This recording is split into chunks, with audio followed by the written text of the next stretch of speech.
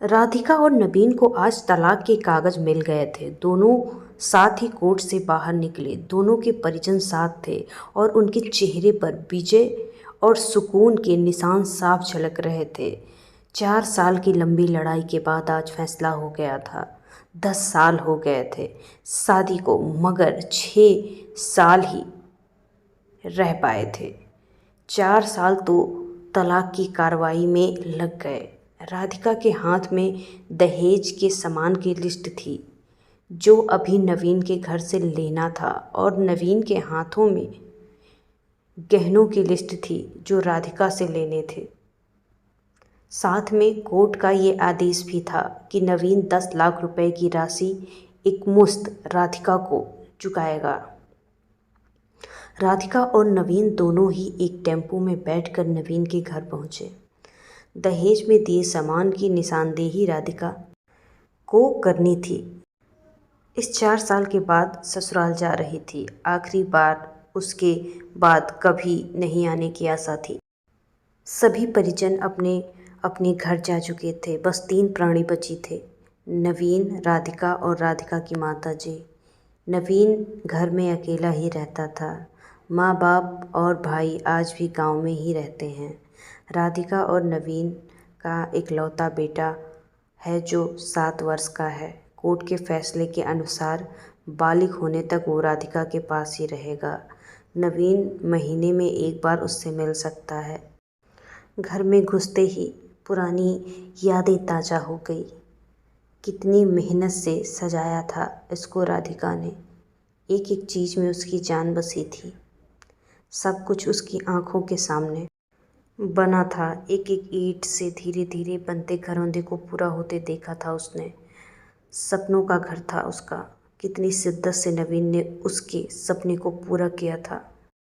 नवीन थका हारा सोफे पर पसर गया। बोला, ले लो जो कुछ भी चाहिए, मैं तुझे नहीं रोकूंगा। राधिका ने अब गौर से नवीन को देखा। 4 साल में कितना बदल गया है। बालों में सफ़ेदी झांकने लगी है। शरीर पहले से आधा रह गया है। 4 साल में चेहरे की रौनक ही गायब हो गई है। वो स्टोर रूम की तरफ बढ़ी जहाँ उसके दहेज का अधिकतर सामान पड़ा था। सामान ओल्ड फैशन का था, इसलिए कबाड़ की तरह स्टोर रूम में डाल दिया गया था। मिला भी कितना था उसको दहेज। लव मैरिज हुई थी दोनों की।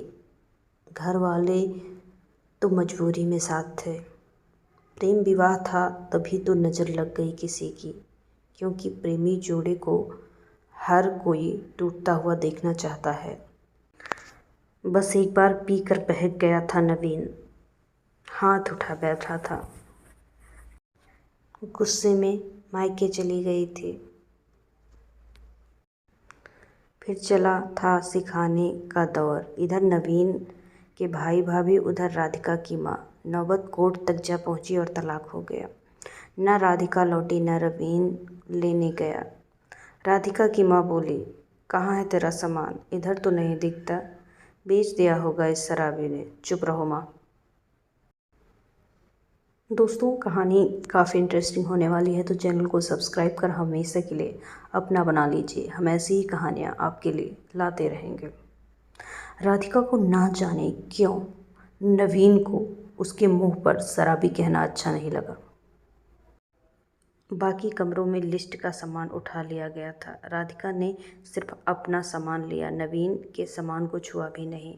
फिर राधिका ने नवीन को गहनों से भरा बैग पकड़ा दिया। नवीन ने बैग वापस राधिका को दे दिया। रख लो, मुझे नहीं चाहिए, काम आएंगे तेरे मुसीबत में। गहनों की कीमत 15 लाख से कम नहीं थी। क्यों? कोर्ट में तो तुम्हारा वकील कितनी दफ़ा गहने गहने चिल्ला रहा था। कोर्ट की बात कोर्ट में ख़त्म हो गई राधिका। वहाँ तो मुझे भी दुनिया का सबसे बुरा जानवर और शराबी साबित किया गया।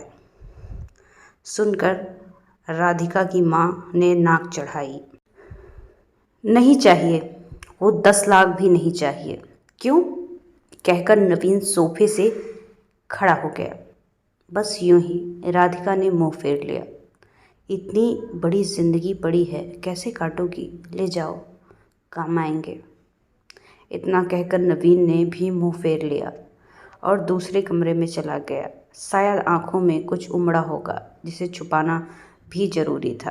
राधिका की माताजी गाड़ी वाले को फ़ोन करने में व्यस्त थी। राधिका को मौका मिल गया था। वो नवीन के पीछे उस कमरे में चली गई। वो रो रहा था, अजीब सा मुंह बनाकर, जैसे भीतर से सैलाब को दबाने की जद्दोजहद कर रहा हो। राधिका ने भी उसे कभी रोते हुए नहीं देखा था।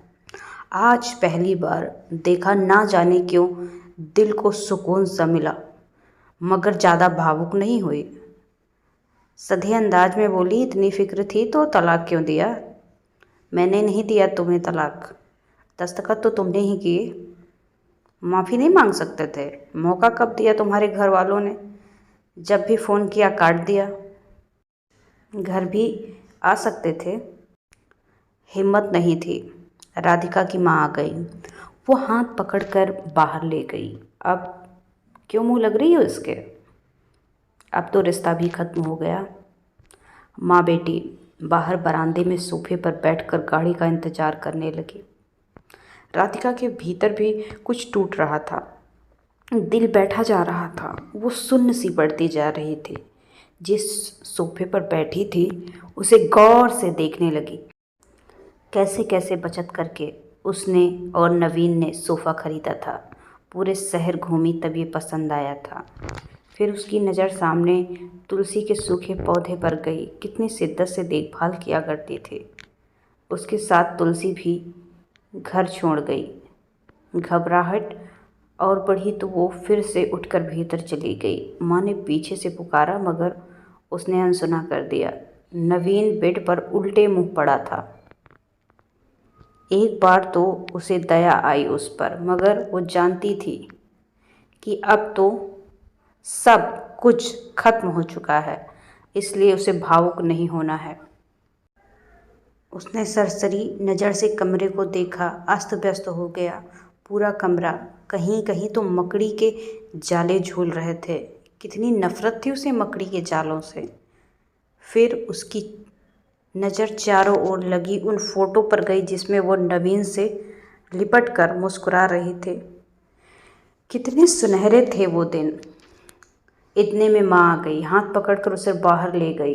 बाहर गाड़ी आ गई थी। सामान गाड़ी में डाला जा रहा था। राधिका शून्य सी बैठी थी। नवीन गाड़ी की आवाज़ सुनकर बाहर आ गया। अचानक नवीन कान पकड़कर घुटनों के बल बैठ गया। बोला, मत जाओ, माफ़ कर दो। शायद वो यही शब्द सुनने के लिए 4 साल से तड़प रही थी। सब्र के सारे बांध एक साथ टूट गए। राधिका ने कोर्ट के फैसले का कागज निकाला और फाड़ दिया, और माँ कुछ कहती उससे पहले ही लिपट गई नवीन से के साथ में। दोनों बुरी तरह से रोते जा रहे थे। दूर खड़ी राधिका की माँ समझ गई, कोर्ट का आदेश दिलों के सामने कागज से कुछ ज़्यादा नहीं। काश उनको पहले मिलने दिया गया होता। तो प्यारे दोस्तों, आपको समझ में आ गया होगा कि अगर माफ़ी मांगने से रिश्ते टूटने से बच जाते हैं तो माफ़ी मांग लेनी चाहिए।